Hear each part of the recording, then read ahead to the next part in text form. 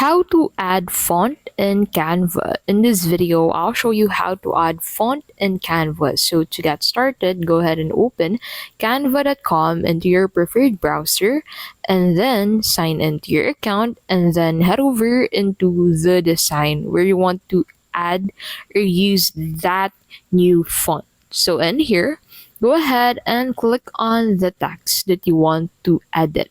So click on the text where you want to apply that new font to. Click on the font and then this will pop on your screen. Now in here, click on this upload a font button at the bottom left of the font section. So as you can see in here, you need to upgrade to Canva Pro to be able to upload your personal font that you want to use on Canva. So make sure to upgrade to Canva Pro and you'll be able to upload your font that you have in mind for your design. And that is how you can basically add font in Canva.